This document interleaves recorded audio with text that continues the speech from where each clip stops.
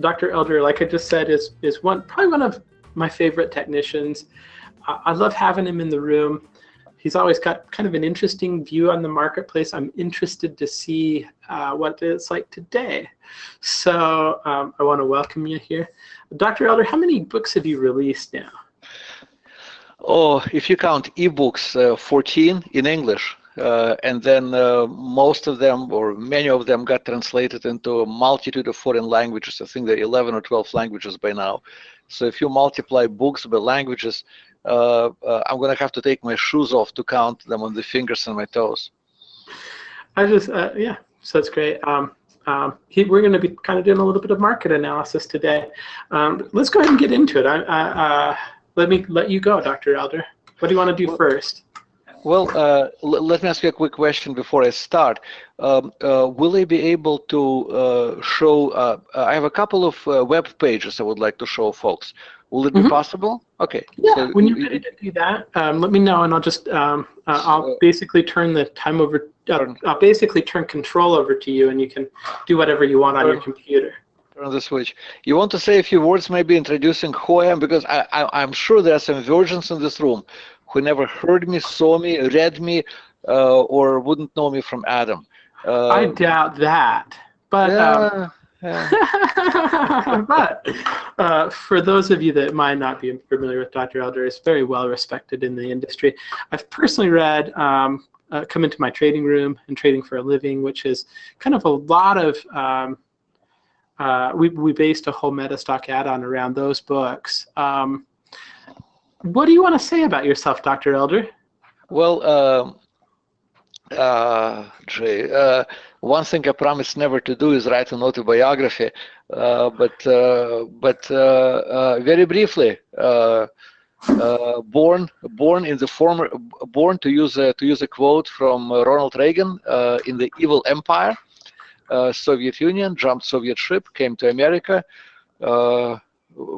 Got my physician's license reconfirmed, taught at Columbia University, practiced psychiatry in Manhattan, and by the time I was in my late 30s, I felt I needed a new challenge. Man, the stock market provided that. The stock and the futures market provided the challenge, and they continue to provide it to this very day. So while I was struggling with those markets, trying to make more money than I lose, I crystallized my thoughts into a couple of books, which actually became big international bestsellers. And here we are. And Jeff, if you're going to be typing there, I understand you're taking every word that I say. That's probably the sound of typing. You may want to turn I'm answering some chats, like Maverick said. Everybody, Maverick just said to the room, he said basically, everybody knows and respects Dr. Elder. All right. He's literally a technician that doesn't need an introduction. Well, you know, I hope so. I hope so. But in any case, please turn off the key click. I appreciate the compliment. I'm looking. I'm actually looking into the room. I was able to rig up a second screen, and I see some familiar names. First of all, Peter Bochkor. Guten Abend, Peter. Peter and I go back a long time, and a few weeks ago I just ran into him in the ski room of a mountain resort in Austria, and then we shared a little wine later on, and I certainly did not expect to see Peter in this room. But Peter, pleasure seeing you, and hello. You're staying up late in Stuttgart tonight. I see Jim Switz, another old friend from Washington State. In any case, so welcome to the meeting. Welcome to this event. What I would like to do today is to have basically to offer you some helpful and productive experience. Let's begin maybe by looking at some of the markets, and I would like to dedicate at least half the time today to answering your questions. Now, one thing to keep in mind, as Jeff said to you, and I'll say it in a slightly different format, I am not here to provide tip of the day club. what I do at these events is I basically think out loud. I spend a lot more time thinking about the markets than trading them. Trading is quick, thinking is slow. So what we will do today is look at different markets, and I'll think out loud about them. So when I mention a stock or a commodity or anything else, please don't take it as a sign to go and mortgage your farm and mortgage your mother-in-law and buy everything or sell short everything. Take it as a thinking process, and go from there. And of course, what also you must keep in mind, you absolutely must keep in mind, is to control your risk, to control money in your account. I received an email last week from a gentleman who is he is a member of Spike Trade in Australia, and he was telling me how he gets fearful and concerned, and he always exits his trades too early, and he doesn't get anywhere near the amount of profit that he should be getting if only he was more at peace. I gave him some advice, published it back in Spike Trade, but the key thing I said to him was this: reduce your trading size. If you're trading the size that makes you nervous and uncomfortable, put yourself on a diet. Trade small size, get comfortable, and then reward yourself for your profits by increasing your trading size little by little. Oh, 50%, maybe 50%, not so little actually, but put yourself on a harsh diet. If you're usually risking $500 and you're nervous and it throws you, well, don't risk $500, risk 100. And that amount you will be amazed how much more relaxed you're going to feel. Trade with $100 risk, show 10 profitable trades, then go up to $150 risk. After that to 220. You get the idea? So let's take a look at the current markets.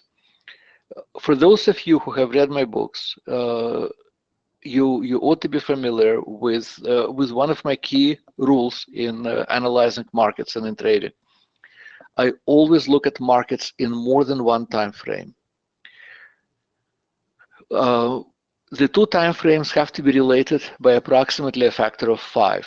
So a very common pair is weekly and daily. Strategic decision on the weekly, tactical on the daily.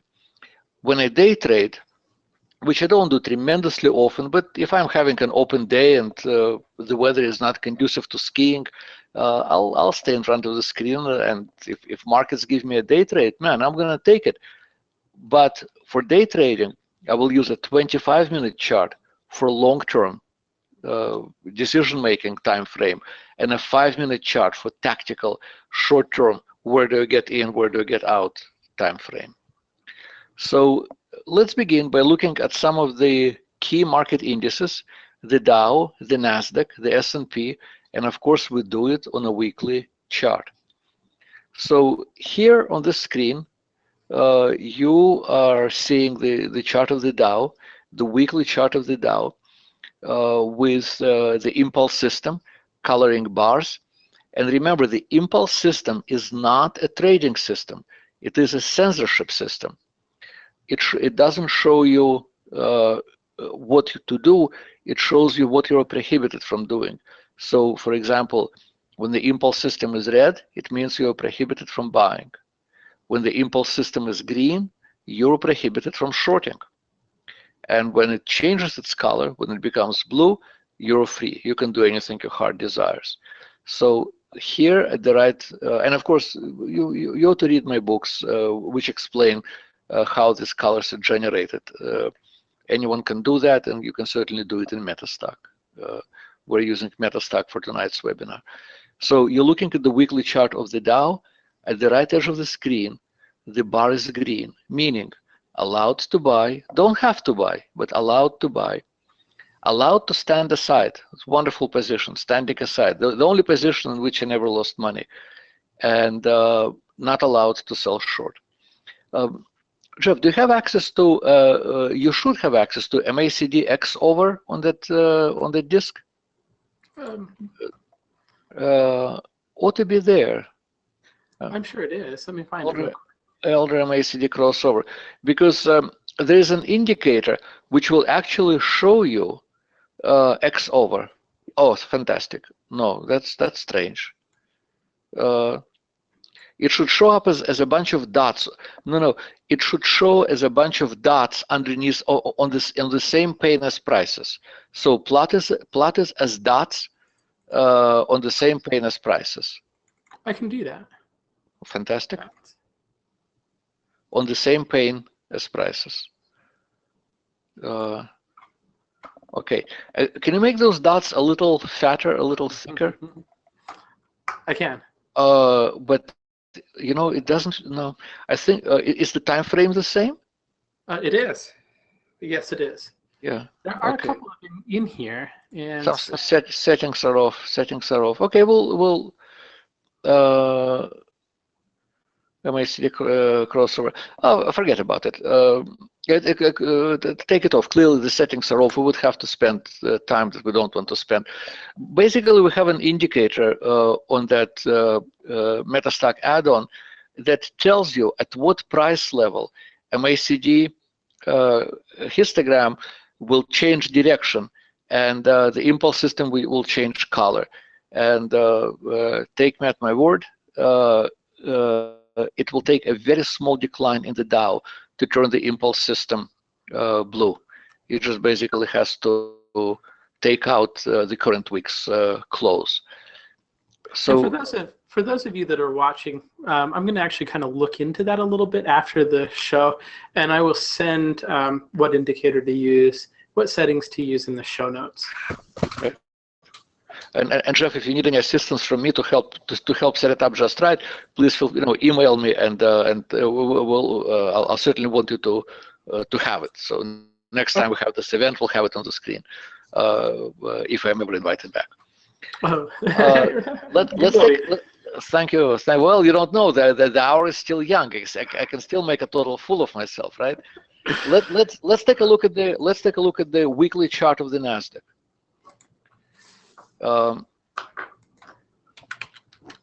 What you're going to see that the weekly Nasdaq is and let's zoom in a little bit.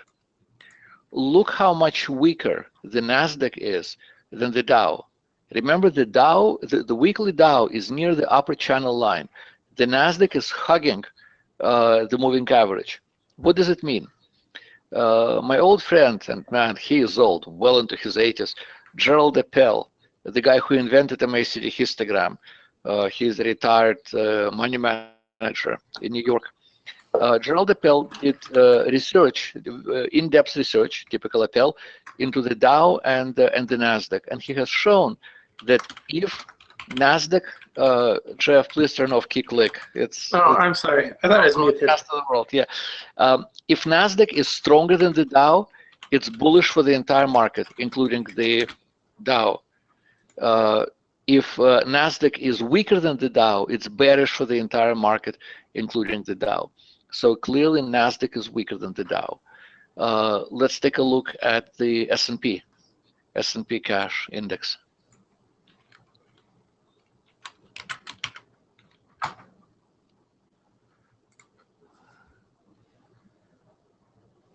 And again, let's zoom in a bit. Okay, so what we see here on this chart of the S&P, it's halfway in strength. It's not quite as strong as the Dow, but it's stronger than the Nasdaq. Also, the impulse system is green, no shorting permitted, but it will take a very small decline to turn it around. Look also at something as simple as the size of the bars. You see this double bottom in February, two red bars sticking down like fingers or kangaroo tails. And look now, the rally starts from the second bar. The red bar is tall, and there is a tall blue bar, another tall blue bar, tall green bar, medium-sized green bar, medium-sized green bar, and the last bar is short. So as the rally continues, the bars are becoming shorter and shorter, and that's not a sign of strength. It's actually a sign of the rally becoming tired. So what we see on the weekly charts of the Dow, the Nasdaq, the S&P, is that nominally they're bullish. Shorting these indices as a position trade is prohibited. You can short them as a day trade, I mean, but that will be a completely different approach. You will not be looking at a weekly chart, you will be looking at intraday charts. But as a position trade, no shorting allowed. Before we switch to the daily charts, I would like to show you a couple of charts or sources of information that are available online on which I rely very heavily in making my trading plans, in deciding this coming week, am I going to be a bull or am I going to be a bear? So Jeff, if you give me control, I will. Can you see this? Okay, great. Show my screen.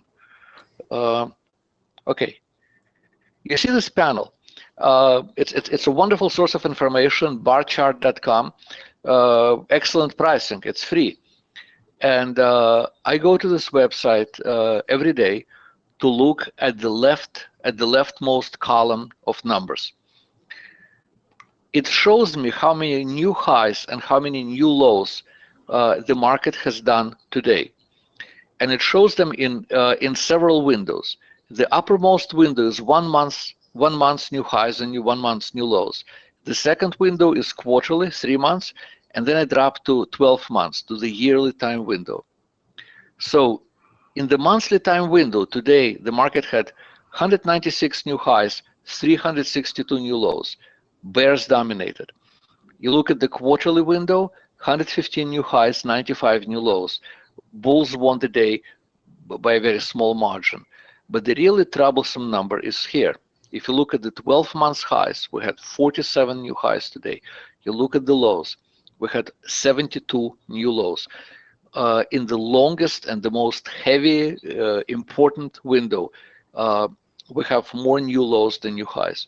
I believe that the new high, new low index is the best leading indicator of the stock market. New highs are the leaders in strength. New lows are the leaders in weakness. And so as of today, today was the crossover, we got more leaders in weakness than leaders in strength. I'd like to show you a chart which I posted at Spike Trade,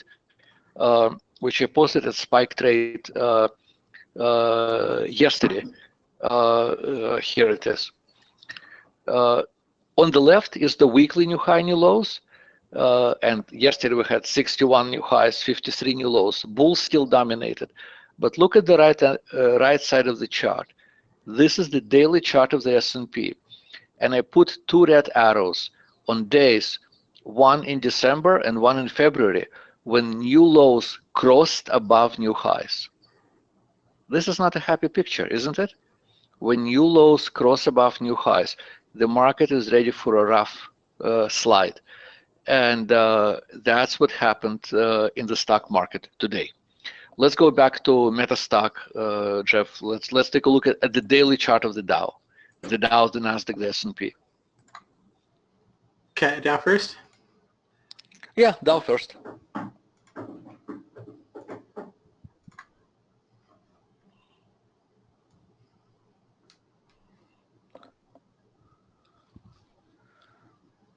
You know, everybody is looking at price charts. Every once in a while, you got to step, every once in a while, every day, I step aside from them and I look at indicators that are not immediately related to index charts. And that's why I consider new high, new low index so important.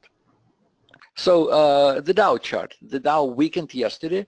It opened very weak today. It actually pulled up its socks and closed near the high of the day. The impulse system is blue. Let's take a look at the Nasdaq. Again on the daily chart. The daily chart of the Nasdaq. Again, weakened yesterday, pulled up today, closed essentially flat. And the S&P.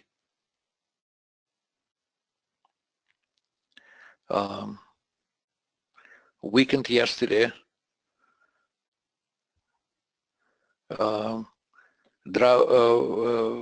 dropped lower today, pulled up towards the close, closed essentially flat.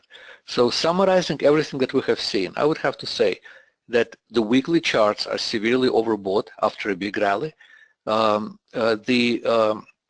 new high, new low index is saying that bears are getting in control over the bulls. And the daily charts are kind of nothing special, neutral. And that's, by the way, an observation I made a few years ago, and it helped me a lot. I used to wait for situations where all the charts were completely aligned. The weekly was perfect, the daily was perfect, and it almost never happens. So I said to myself, forget looking for perfection. Find a situation where one chart is perfect and the other chart is good. And so I think that the weekly charts are approaching perfection, not quite there yet, but likely to happen next week, where the top formation will be completed. The daily chart looks okay. Nothing special, nothing to write home about. But the weekly charts look very toppy. I think if you look at the international markets, you can see, and let's go back maybe to the S&P. Let's put up a weekly chart of the S&P. Thank you very much, Jeff. It has only one moving average. Is it possible to put two? I usually like having two there, a fast and a slow one. You have a... Which one do you want? Yeah, we can put a moving average on here. You don't have a pair pre-programmed. Let's say 23 and 12.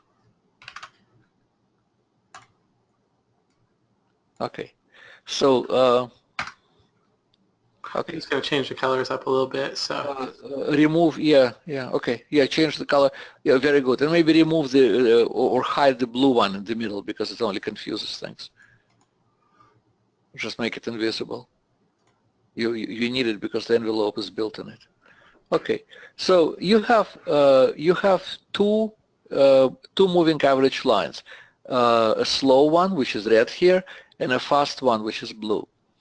I call the space between the two moving averages the value zone, and above it stocks are overbought, below stocks are oversold.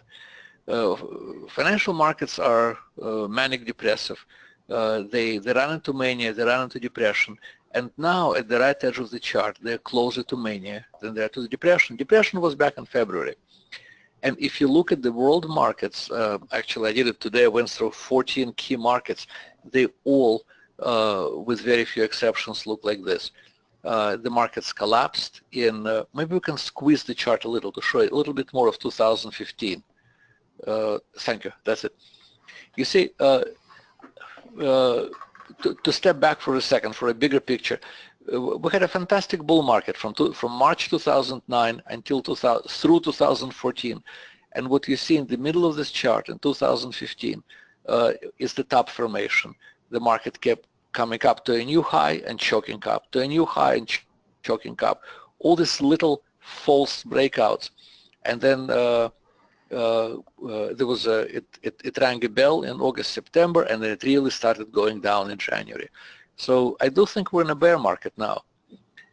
But if you say to today, if you say to somebody bear market, people immediately scream and say 2008, never again. Well, last bear market in 2008 was extremely vicious, was really the bear market of a century. But these things tend to alternate, hard and soft. So we had a very harsh bear market, and this bear market is likely to be soft. The next one, whenever that comes, is a whole different story. But the quality of bear markets tends to alternate. And so now we're in this kind of mild, not very vicious bear market. And what we've been having for the last couple of months is a bear market rally, which to me appears like it's at its end. And so what do I do about it? Well, I found a few attractive shorts. I have some short positions, and I have a shopping list. There are stocks that I like, and I'm waiting for the market to come down. And once it starts playing with the February lows, we might get a very pleasant buying opportunity. So that's a summary of what I think about this thing. I could be wrong. Happened before. But based on my analysis and based on my reading of what's been happening in recent years and recent months, this is what I see about the market. We're at the tail end of a bear market rally. I anticipate a decline, and nothing terribly horrible, but some shorting is in order, and then another buying opportunity like we had in February. Okay, so that's pretty much what I wanted to say about the markets. If you have any specific questions about any securities you would like me to look at, please type them in. I mean, I cannot promise that I will look at everybody's pick. We have only 1 hour, but I will look at some. But also, while you're looking and while you're thinking, let me share another thought with you, another idea, something that I'm actually trading. I wish I could say the idea was mine. It wasn't. It isn't. I was teaching a traders camp in Macau last year, and we had this very sharp gentleman who came as a student, but he knew what he was doing, and very busy businessman. And he said he didn't have time for short-term trading. He was looking for long-term, multi-year positions. And he shared one of his ideas. Well, he shared many ideas. Some of them I didn't like, but he had one idea which I thought was just absolutely wonderful. And I'd like to show it to you. But let me also warn you, I'm in that stock, right? So be prepared. I'm in that stock. A great scam would be, of course, to say buy and sell it into the buying spike tomorrow. But I am very nicely long to think, and I intend to hold it for a few years myself. PBR, Petróleos Brasileiros. PBR. That's it. Let's take a look at the weekly chart, and let's compress it. Let's compress it so we see at least. Okay, that's it. Fantastic. So this is chart of PBR. It's a Brazilian national petroleum company. They own a huge amount of oil in Brazil. I mean, they're the monopolist that has all the in-ground oil, and they pump that oil very happily. Their break-even point is $30 a barrel. Well, if you checked, oil is now to about 38, so they're in a much better position. They also own gas stations. They do refining, etc. I was in Brazil in 2008, and it's right here near the high point, right past this high point on this chart, right around here. And so I'm teaching this class, and people are saying, what do you think is the most attractive trade in Brazil today? I say, short PBR. They looked at me as if I pissed in church. You know, it just was, how can you short PBR? This is the greatest stock in Brazil. Well, PBR went down, rallied again to about $40, and now at the right edge of the screen, PBR is about 5. How come? How come it's so unbelievably low? 2 reasons. Of course, the worldwide fall in oil prices didn't help.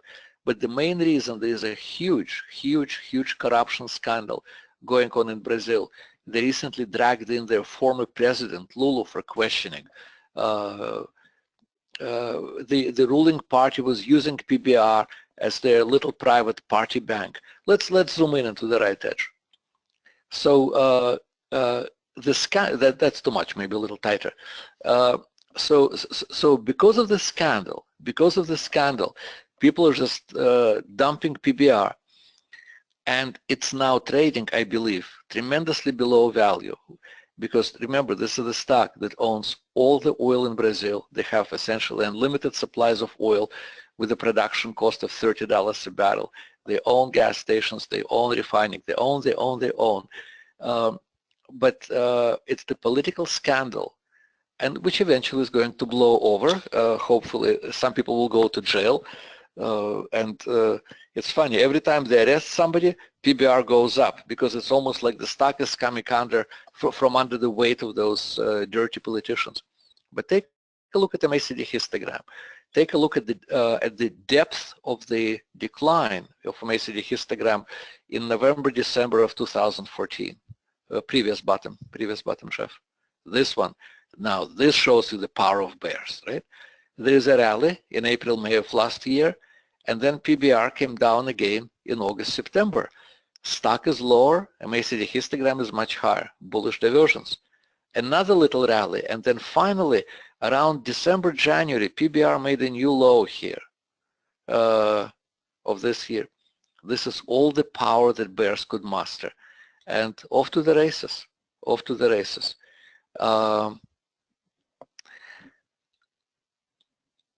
It could go up to $20. It could go up to $30, maybe higher.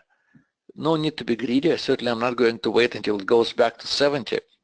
But you know, I started buying the stock below 5, and just every time there is a dip, pick up a little bit extra. No rush, no chasing of the stock. It's a little overbought right now. Come back to Papa, we'll buy some more. This is an example of a long-term holding I have. And again, full disclosure, I have a position in this stock, and I'm actually continuing to build a position in it. So everybody buy, everybody's going to lose money, myself included.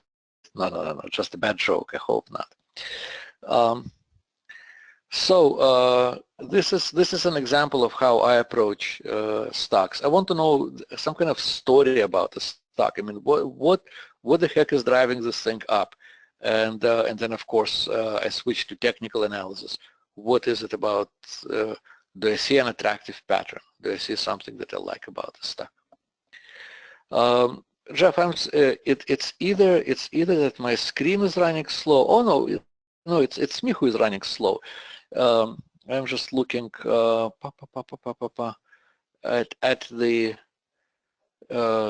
the questions that are coming in. Somebody mentions WD-GAN. I can't believe that people are still doing that. Okay, let's take a look at Facebook here. Ken is asking to look at Facebook. Facebook.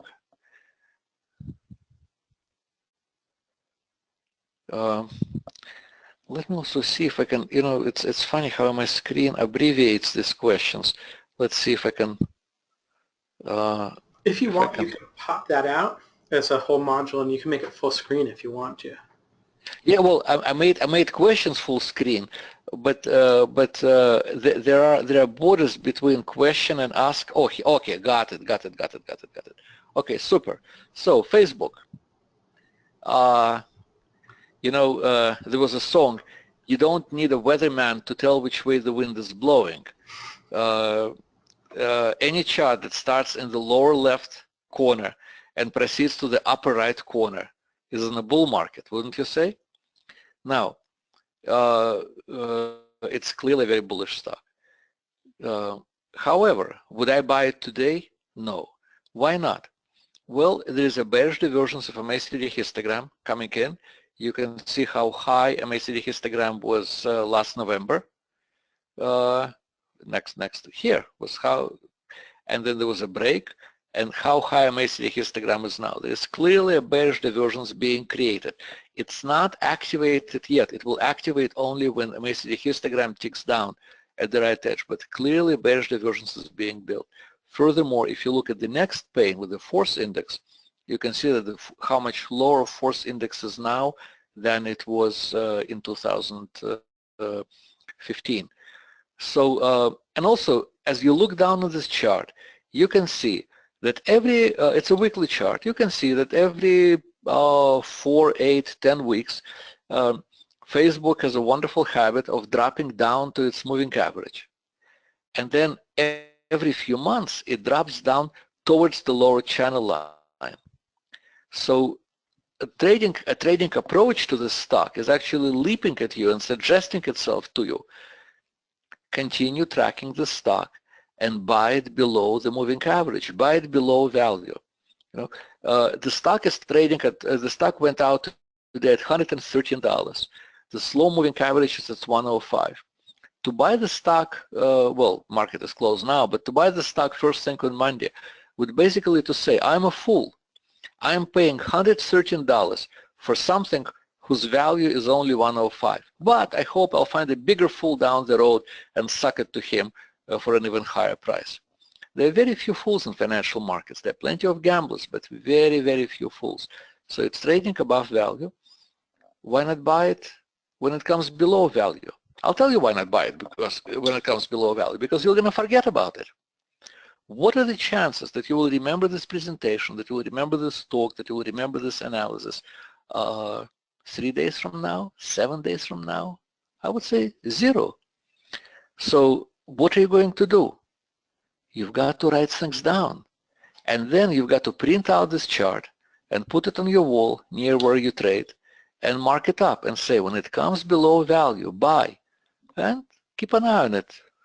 Not even every day, a couple of times a week. But this is how you become a better trader, by being accountable. Oh, I'm itching, I want to buy something today. Well, you buy something today, why don't you send money to charity? It'll be better spent. Or go to Las Vegas, you will get free drinks, which financial markets don't provide.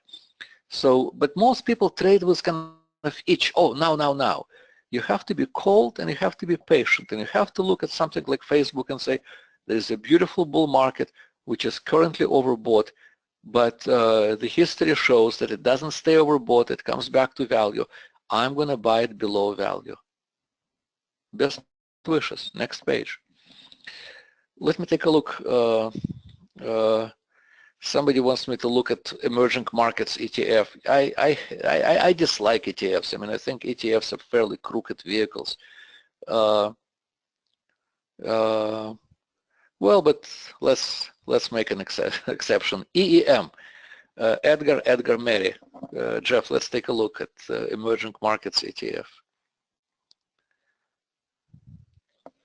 What's wrong with our markets? Why bother with emerging markets? Why go to a place where you don't live and trade a trading vehicle which you don't know how it's constructed? You know, these ETFs are, it's a mess. In any case, so what do we see here? There's a bear market. There's a bear market that began in summer of 2014. Right? That was the peak, right in the middle of the chart. That was the peak. And ever since then, it goes, makes a new low and rallies, makes a new low and rallies, makes a new low and rallies.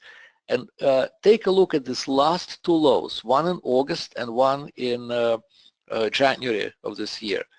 Look how deeply they penetrated below the channel line. It shows that bears were extremely strong at both points. This is not how bear markets end. Bear markets end with a retest of the low, perhaps taking out the low by a small margin, and then taking off. And this is a bear market rally at the right edge. What to do about this thing? Well, can wait and sell it short maybe when the impulse system turns from green to blue. But I say to myself, why would I bother with this ETF when there are some wonderful American stocks I can trade and not pay the haircut that ETFs inflict on you.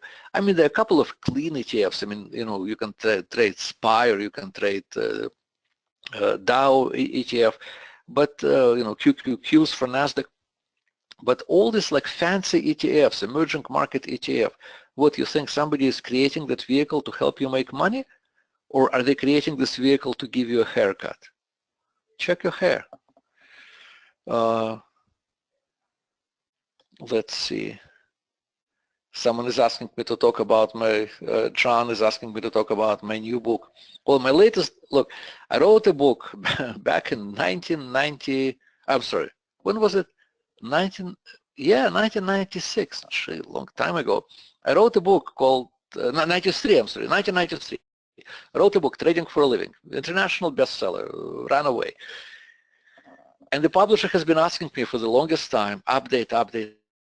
And I was refusing to do an update because I felt that the book had internal logic to it and internal integrity, and I didn't want to mess with it. Finally, a few years ago, they showed me all this new technology that was available, and they were going to do it in color, and I agreed to update my original book.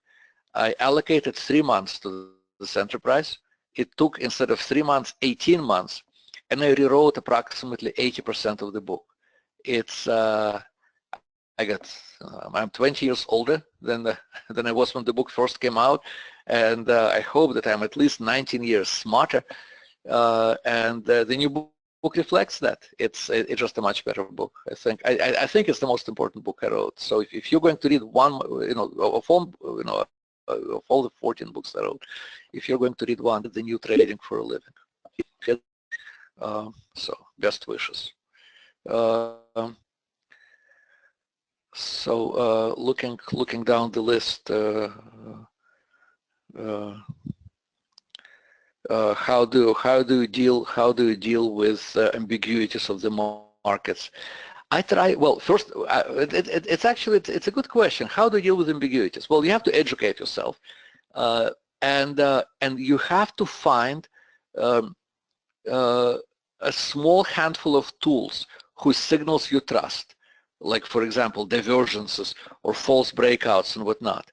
And then you have to get very cold, and you have to look at thousands of pictures and only trade if this pattern is perfect. And if it's not perfect, you don't trade. And you're going to miss many trades with this approach. And you have to be cold enough that it doesn't bother you. You know that you have a good picture, and you will trade it when you recognize it. And if you miss a good one, there is more fish in the sea. It's basically having self-limits in the atmosphere, in the environment of unlimited opportunities and unlimited dangers.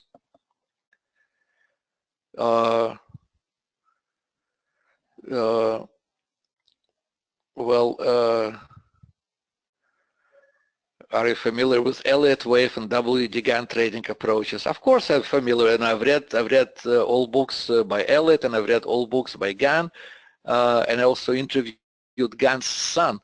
That was an eye-opener. Both Gann and Elliott, basically, it's fantasy life. People want to believe that there is a hidden order in the market, that if only you get this hidden key, you will unlock how the markets move. And it's total bunkum. There is no hidden order. Markets are chaotic, and every once in a while, out of this chaos, a little pattern of order floats up. You better be ready to jump on it. And all these things, 5 waves and retracements and tunnels through the air, all of that stuff, they sell you the delusion that there is order, and if only you figure it out, you're going to know what to do. Good luck. I'm being asked to look at Amazon. Let's take a look at Amazon. And Ford, actually. I sold my Ford ages ago, and I haven't looked at it in a while. So I should really take a look at Ford, see how much I'm missing there. Amazon. Why Amazon.o?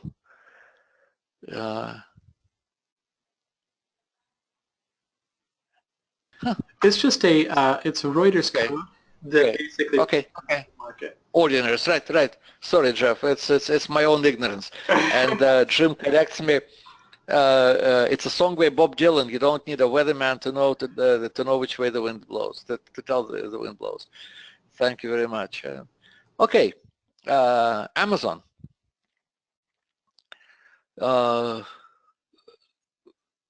Starts in the lower left edge, proceeds to the upper right, from lower left corner to the upper right corner. So long term, it's in a bull market for sure. But I look at the screen here at the right edge, and all I can do is scratch what little hair I have left on my head. I find that my advantage in trading comes from finding undervalued or overvalued situations. And this is a stock that hit the upper channel line, hit the lower channel line just recently, and is now straddling value. It is a fairly priced stock. And I have no advantage with it. I have nothing to do with it. You see what I mean? When the uptrend is going up, you can see how it shoots outside of the channel, back to value, outside of the channel, back to value, outside of the channel, back to value. You have a trading system going there, but where it is now straddling value after having hit So the patient had a manic episode at the end of last year. The patient had a depressive episode at the beginning of this year. And right now the patient is just lying in bed and breathing. Is it a buy? Is it a sell? Well, toss a coin. I would look at the next chart. You see, very often I look at a stock and I say, don't know, don't know. Let's move on. Ford, F.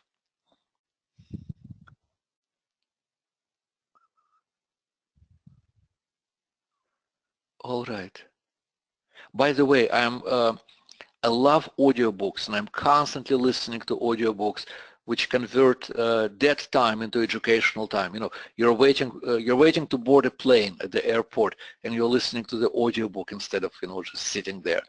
I'm listening to an audiobook about Henry Ford, the man who invented the modern age. It's a very good book. If you like history and technology, read it. It's very well done, very entertaining, and very informative. The man who invented the modern age, Henry Ford. Ford rallied towards $20 in the middle of in 2010. Declined. By the way, beautiful pattern here in 2001, 2012, where you see this double bottom and the second low is a little lower than the first. Yeah. If you draw a line there, Jeff, from the first, you see this is what I love trading. No, make it horizontal, completely horizontal, so it hits prices at the second bottom. It's even with the first bottom and hits the second bottom. Yeah, something like that. Great. Look at the second bottom.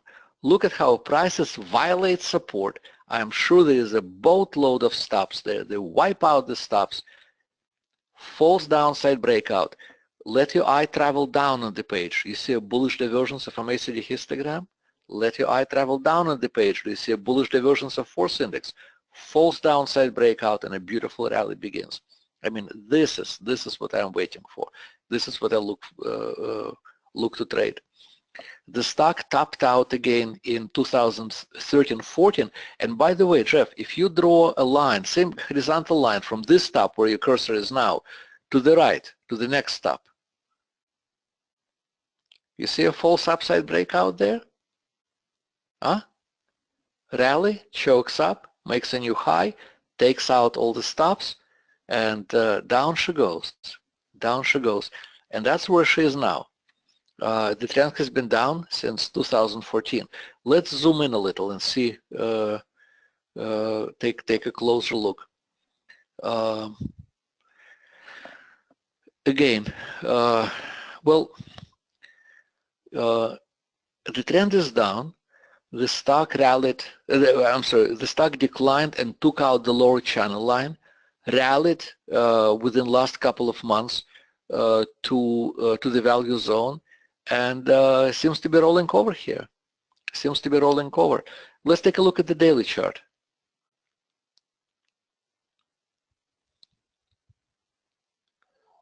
A nice double top, rolling over she does.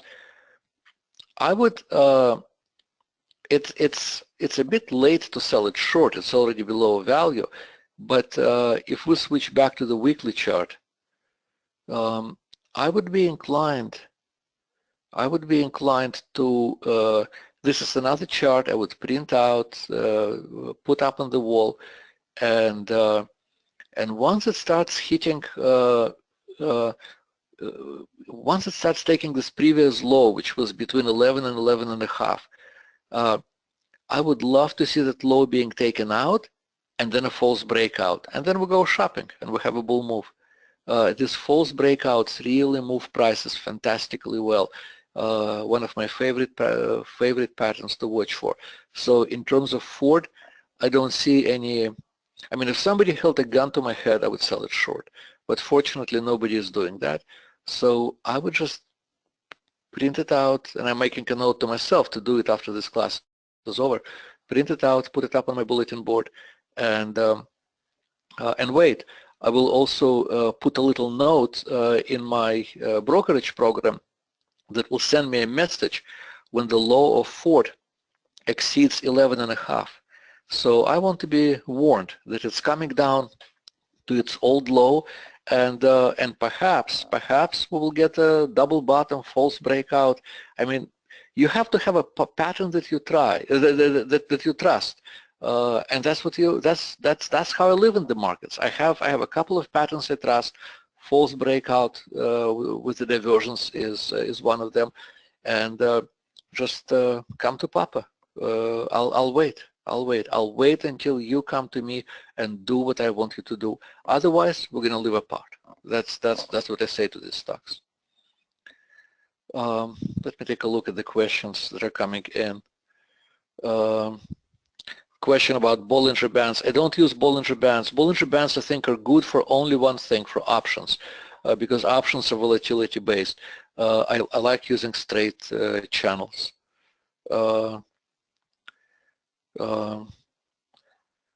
Let me see. Do I use options for my trades? I don't. And you know, I keep promising myself I'm going to learn to write options. You know, quick story about options. Years ago, this woman came to me. She was a floor trader on the Amex option market maker, and she came to me to learn computerized trading because she was pregnant and she wanted to get off the floor. She said something that stayed with me forever. She said, options are a hope business. You can buy hope or you can sell hope. I'm a professional. I come to the floor in the morning and I find out what the crowd wants, and then I price that hope and I sell it to them. So if you're doing options, write them, don't buy them. But I keep promising myself. To learn options, but unfortunately, they're 24 hours in a day only. If one of our presidential candidates came to me and said, Alex, I'm going to give you 2 extra hours a day, I would vote for them, as long as they're not lying. There is a question, what would you recommend to intraday traders? Be very quick, be very, very quick. In day trading, if you stop to think, you're dead, right? So day trading is not for beginners. You have to learn what you're doing in position trading. I only began day trading successfully after I became a competent swing trader. If you stop to think in day trading, you're dead. You can. It's a mindless game. You stop to think, you're dead. Let me see. Let me see. How about CHK? Let's take a look.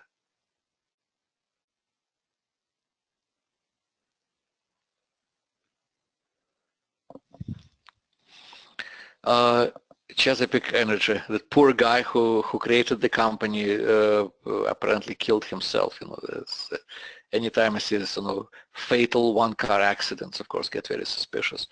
The stock traded, it's PBR all over again. The stock traded at $75. It's now $5. Let's zoom in into the right edge. Look at this. Maybe back in a little, so we see a little more history, Jeff. A little more history. Look at this. The stock is going down, down, down, down. It came in 2015. It declined from almost from $15 down to what, about 3. It's now 5. Look at the MACD histogram at the pattern of its bottoms. Look at the MACD lines, the pattern of its bottoms. Look at force index, and look how this force index, how forcefully it rallied just about 4 or 5 weeks ago. The greatest force in years, right? Don't you get a sense that something is happening below the surface here? That bears have become weaker and bulls are becoming more aggressive? But of course, everybody knows it's a company that the feds have run into the ground, and the genius who created this company killed himself. Well, the business that he was in is not really a genius business. I mean, lots of normal people can run it as well, and the weekly chart does look bottomy. Let's take a look at the daily chart. Let's take a look at the daily chart of CHK. Huh. Not bad. Not bad at all. Not bad at all. So the weekly is up, the daily is in a pullback, the daily is below. The daily has declined to the value zone. What's the daily volume on this thing, Jeff? Can you interrogate a bar? Just a couple of recent bars, just to see what the volume is. What was that? I'm sorry, I didn't catch it. Oh, I just turned on my microphone so I could talk to you. It's looks like today is 30 million. 30 million shares. Wow, wow. This is not a thinly traded stock. You know, you want to avoid dogs that trade, you know, 500,000 shares a day, 200,000 or 250,000 shares a day. Those stocks are easily manipulated. 30 million shares is the daily volume. Wow, I'm adding it to my watch list. I'm bearish here. I'm bearish, and so I'm looking for a little bit more damage to the market structure. But this is the kind of stock that seems to, you know, I call stocks like this fallen angels. It's down from $70 to $2, right? So it lost what, approximately 96% of its value. It has every right in the world to curl up and die. And instead of dying, it's rallying, telling you something. So I would be switching to a triple screen, making strategic decision on the monthly chart. I'm sorry, on the weekly chart, and then switching to the daily and looking at looking for buying opportunities. Looks very pleasant. Looks very pleasant. You know, I'm looking into the dialogue box, and all these nice people are asking to look at gold and this stock and that stock and everything. Unfortunately, we have only 1 hour. We have only 1 hour and more than 100 people. So I wish I could answer all your questions. I cannot. If you like what we're doing here, I highly advise you to visit me at spiketrade.com, S-P-I-K-E-T-R-A-D, spiketrade.com. That's the website I run with my friend Kerry Lavorne. Yeah, here's a picture. Guess which is me and which is Kerry. One of us has hair, and it's not me.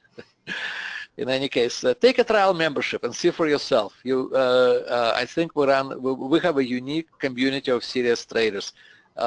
It's just a great place to be. Take a trial, see for yourself. I hope you like it. Hope maybe you'll stay with us for a very long time. Jeff, thank you very much for inviting me. It's always a pleasure, and and I know I keep twisting your arm and saying, Jeff, you've got to drag your old bones to Vermont. You got to visit us. You've got to visit this bear in his lair where he lives. I'd love to. So I still hope you will do that. But thank you very much for inviting me. Wonderful software, wonderful technical support, and it's just a pleasure working with you every time. Thank you very much. Thank you, Alex. I appreciate it. And great job today. I really appreciate that. We did, if you don't have it, and I know a lot of you don't, the Dr. Elder's Trading Room disc is got pretty much all of the indicators that are in trading in a living, or trading for a living, and come into my trading room. And it's a very, very good add-on. I would recommend that if you get it, that you get the books too, because they really kind of outline how to use everything and how to kind of go through and use everything and kind of implement it. And it's a great add-on. I hope you like Dr. Elder today. He definitely, in my opinion, is one of the best technicians available. And I'm not just saying that. So his disc that includes all of the indicators, the templates, the explorations to find like the fallen angels and that kind of stuff. We did have a question. Somebody asked, well, how do you find fallen angels, or how do you find stuff that's going to kind of narrow down my list so I'm not looking at 3,000-4,000 stocks? Well, scanning is a great thing to do for that, and definitely would recommend scanning. It's one of my favorite tools in MetaStock. In any case, I think this particular add-on is underpriced. It's normally about $299, and it should be more. but it's $299 normally. You can pay more if you want to. We are going to do a webinar offer for the next week. It's going to be $199. It does have a 30-day money-back guarantee, and it's a very, very thorough add-on. So get that. Pick up the books to go with it so you know how to use it. And to take advantage of that, give us a call at 800-882-3040. If you have questions, you can email me or sales@metastock.com. Dr. Elder, any final thoughts from you? Jeff, I think if we ever do this kind of event again, I think every time you say one of the most famous technicians, I would like to collect 5 cents, because by the end of the day, I'm going to make $1. Oh, you know what? Dr. Elder, maybe we should do this a shot contest. Well, thank you very much for the compliment. Look, technical analysis, I believe, is only one part of the whole thing. I began by learning technical analysis. I read, and I started a long time ago. The literature was much smaller back then. I read everything there was to read. I got very early software. You know, MetaStock is one of the very first packages for technical analysis that still survives, because all the there was War Machine, there was CompuTrack, all dead, all gone. MetaStock, thanks to its quality and to its people, survived. But technical analysis is not A to Z. Technical analysis is only one leg on which your success is based. Psychology, being disciplined, being cold, not running after every rabbit, not chasing 3,000 stocks, and risk management. If you have $50,000 in your account, how big should your trade be? Where should your stop be? How are you going to put your stop so that it avoids the zone of market noise? And you've got to work not only on technical analysis, but on risk management and on psychology. Actually, Jeff, remember we were talking about that new tool that I'm developing for risk management. We're moving there. We're moving. I'm pretty sure I'll be able to deliver it to you sometime this year. But remember, technical analysis is only one of 3 key things. Psychology and risk management are others. Not to minimize technical analysis, but imagine it's almost like you have a stool with 3 legs. Which leg is most important? Well, you remove one of them, any which one of them, and see how comfortable it's going to be to sit. So, psychology, market analysis, and risk management. I wish you success. All right. Thanks for coming, everybody. Really appreciate the phone number again. If you have questions for us, 1-800-882-3040. Thank you, Dr. Elder, for your time. And we'll see you guys all at the next one.